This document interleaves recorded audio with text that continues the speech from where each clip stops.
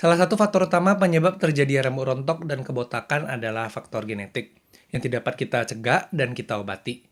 Hal ini tidak membuat kita menjadi bebas dari tanggung jawab menjaga rambut kita dari kerontokan. Karena ada faktor-faktor lain yang dapat memperparah kerontokan rambut kita. Yang menjadi pertanyaan di video hari ini, apa saja faktor penyebab terjadi rambut rontok dan apa hal yang dapat kita lakukan untuk mencegahnya? Halo semua, kembali lagi dengan saya Alexander Leslie di Kemancer. Masih di series kesehatan rambut, kali ini kita akan membahas tentang rambut rontok dan kebotakan. Kalau kalian belum nonton video sebelumnya tentang ketombe, kalian bisa akses videonya di link yang ada di sini atau di tautan di akhir video. Pada umumnya, kita kehilangan sekitar 50-100 helai rambut setiap harinya. Hal ini normal karena rambut kita mengalami siklus pertumbuhan. Rambut kita tumbuh di bawah kulit kita, tepatnya di folikel rambut, yaitu suatu bagian yang berbentuk seperti pipa. Nah, ketika rambut rontok akibat siklus pertumbuhan, umumnya rambut baru akan tumbuh di folikel rambut yang sama. Masalah mulai terjadi ketika jumlah rambut yang rontok jauh lebih banyak dibandingkan jumlah rambut yang tumbuh. Jika terjadi dalam jangka waktu yang panjang, masalah ini dapat menyebabkan kebotakan. Oleh karena itu, penting untuk kita mengetahui apa yang menyebabkan terjadinya peningkatan jumlah rambut yang rontok dan apa yang mengakibatkan pertumbuhan rambut berhenti atau melambat. Penyebab utama terjadinya peningkatan jumlah rambut rontok adalah stres, baik secara fisik maupun emosi. Stres secara fisik dapat terjadi pada orang yang mengalami proses melahirkan, demam tinggi, penurunan berat badan yang signifikan, operasi, kekurangan gizi, dan perubahan hormon.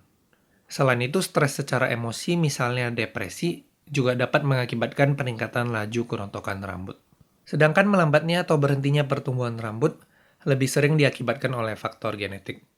Jika ada anggota keluarga atau saudara kita yang mengalami kebotakan, maka resiko kita mengalami kebotakan juga meningkat. Selain faktor genetik, reaksi sistem imun yang berlebihan juga dapat menghambat laju pertumbuhan rambut.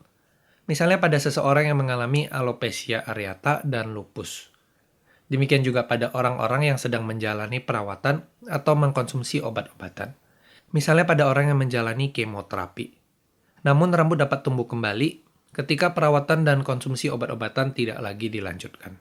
Bicara soal faktor genetik, kebotakan akibat faktor genetik lebih banyak terjadi pada pria daripada wanita. Selain itu, kebotakan pada faktor genetik tidak dapat diobati, tetapi dapat diperlambat laju terjadinya. Berikut adalah hal-hal yang dapat kita lakukan untuk mengobati kerontokan pada rambut. Dengan obat-obatan, baik salep yang digunakan pada kulit kepala yang mengalami kerontokan atau obat untuk diminum. Dua jenis obat yang paling sering digunakan adalah minoxidil, dapat dioleskan pada kulit kepala yang mengalami kerontokan. Minoxidil bekerja dengan meningkatkan aliran darah ke folikel rambut sehingga merangsang pertumbuhan rambut. Finasteride dapat diminum untuk mengurangi laju kerontokan rambut. Obat ini hanya boleh dikonsumsi oleh laki-laki. Finasteride bekerja dengan menghambat konversi hormon testosteron menjadi dihydrotestosteron yang menyebabkan terjadinya kerontokan rambut. Perlu diingat bahwa obat-obatan ini memiliki efek samping pada tubuh. Oleh karena itu, lakukan konsultasi dengan dokter kulit sebelum menggunakannya. Alternatif lainnya adalah dengan prosedur medis, seperti transplantasi rambut dan reduksi kulit kepala. Prosedur ini memiliki resiko-resiko seperti operasi pada umumnya, seperti resiko infeksi dan memiliki bekas luka, serta harganya yang mahal. Tetapi seperti kata pepatah, lebih baik mencegah daripada mengobati. Berikut adalah hal-hal yang dapat kita lakukan untuk mencegah kerontokan pada rambut.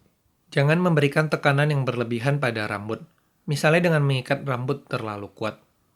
Makan makanan dengan gizi yang seimbang, terutama yang mengandung zat besi dan protein yang penting untuk pertumbuhan rambut. Jika sedang mengalami kerontokan rambut, coba gunakan shampoo yang lebih lembut, misalnya shampoo bayi. Kurangi jumlah keramas. Batasi penggunaan alat yang memberikan panas pada rambut, misalnya hair dryer dan catokan. Hindari penggunaan zat kimia pada rambut, misalnya cat rambut. Dan terakhir, kurangi stres, karena stres adalah salah satu faktor utama terjadinya kerontokan rambut. Jadi kesimpulannya, walaupun kerontokan rambut dan kebotakan dipengaruhi oleh faktor genetik yang tidak dapat kita cegah dan kita obati, kita tetap dapat menjalankan bagian kita dengan menjaga rambut kita sebaik mungkin dengan cara-cara yang telah disebutkan. Sekian video hari ini. Saya harap video hari ini telah memberikan kita semua wawasan baru tentang kerontokan rambut. Stay tune juga Karena di video-video selanjutnya kita akan membahas masalah rambut lainnya, yaitu uban. Like video ini jika kalian suka, dan klik subscribe button di bawah untuk mendukung channel ini, and see you in the next video.